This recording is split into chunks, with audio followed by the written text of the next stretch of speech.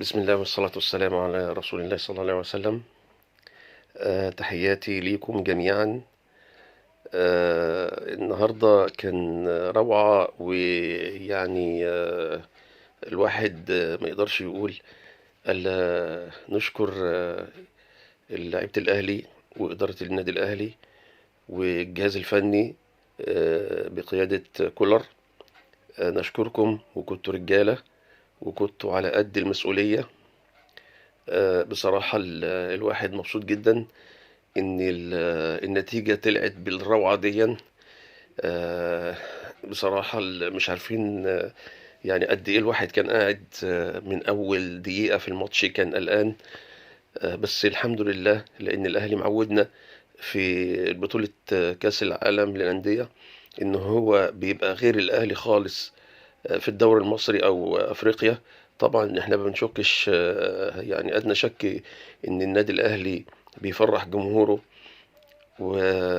وطبعا النهاردة كان يوم جميل جدا إن الأهلي يعمل النتيجة الجميلة دي. طبعا في كأس العالم اللي قبل اللي فات لما غلب الاتحاد، غلب الهلال أربعة 4-0. طبعا برضو كانت نتيجة جميلة جدا، وكانت مفاجأة للسعودية وجماهير الهلال. والنهاردة كانت مفاجأة للجماهير الاتحاد جدة، إن هما كانوا بعد الماتش بتاع الماتش اللي هو الأولاني. فكان بعد الماتش ما خلص كان طبعا كان صعب جدا إن هم أصلا كان عندهم ثقة في فريقهم. وقالوا طبعا كل الفرق يعني زي أوكلاند سيتي، زي الأهلي زيهم بالظبط. بس طبعا هم نسيوا خالص إن ده النادي الأهلي، ونسيوا كأس العالم اللي قبل اللي فات.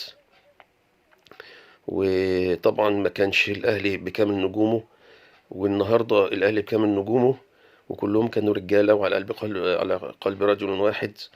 إن هم بصراحة يعني شرفونا جدا. طبعا كنا من أول دقيقة كنا متخوفين طبعا من الأسماء الكبيرة، على رأسهم بنزيما.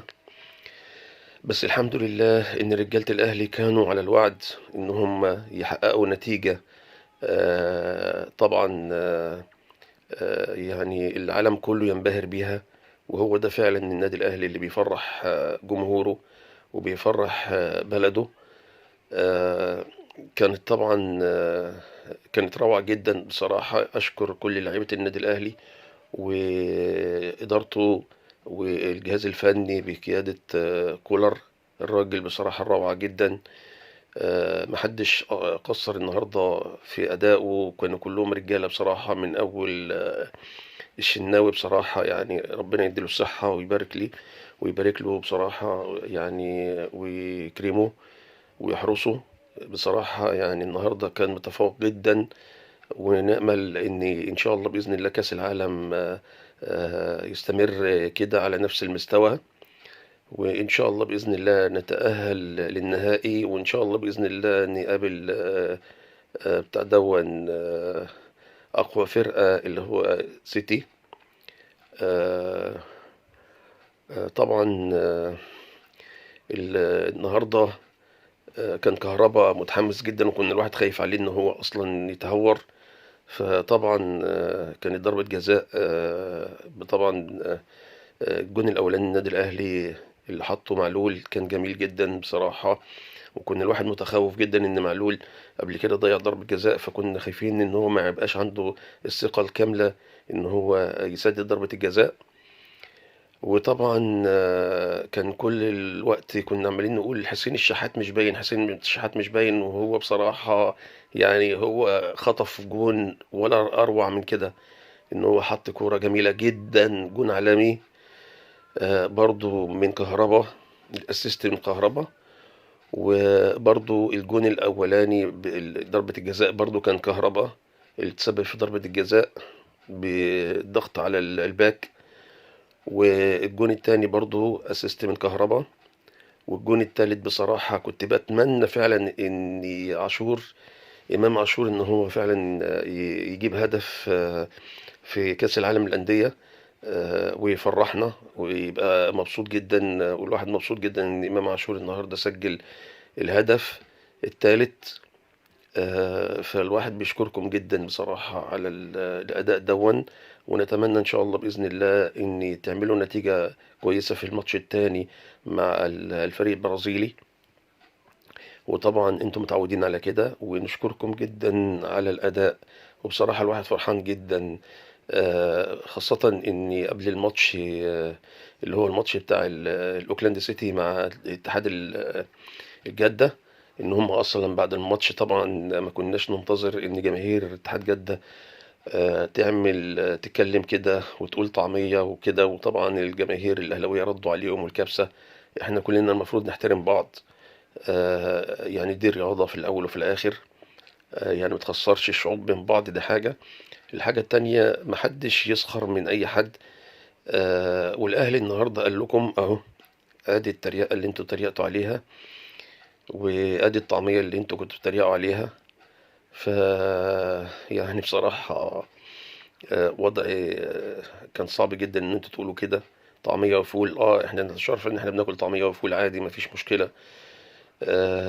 بس طبعا اللي كانوا طعمية وفول رجالة، وأدوا النهاردة أداء، ووروكم إن فعلا مش بالأكل ولا بالفلوس، بالأداء الرجولي. وده يعني المنتظر من لعيبة النادي الأهلي، وده المنتظر من كل مصري، إن هم رجالة فعلا قد المسؤولية في كل المجالات، مش في الرياضة بس. ونشكر برضو النادي الأهلي على أدائه. طبعا ما كناش منتظرين إن الإعلام السعودي برضو يحفل على النادي الأهلي قبل الماتش ويقعدوا يتكلموا، والهلال كعب، والاتحاد كعبه عالي على النادي الأهلي. آدي الكعب العالي ورناه لكم هو النهاردة. ونشكر رجالة النادي الأهلي، ونشكركم إن شاء الله بإذن الله، ومنتظرينكم في الماتش الجاي برضو تشرفونا علشان تقابلوا أقوى فريق في البطولة. وإن شاء الله بإذن الله تاخدوا مركز كويس. وطبعا طبعا طمعانين جدا إن احنا ناخد كأس العالم من 9 نسخ شاركنا فيهم. فاحنا نأمل إن احنا فعلا آه، واحنا مش صغيرين ولا قليلين ان احنا نتحصل على كأس العالم في البطولة دي. وان شاء الله بإذن الله نأملكم الخير بإذن الله، ونشكركم على رجولتكم، ونشكركم، ويا ريت تشرفونا ان شاء الله بإذن الله في المطوشة الجاية. والسلام عليكم ورحمة الله وبركاته.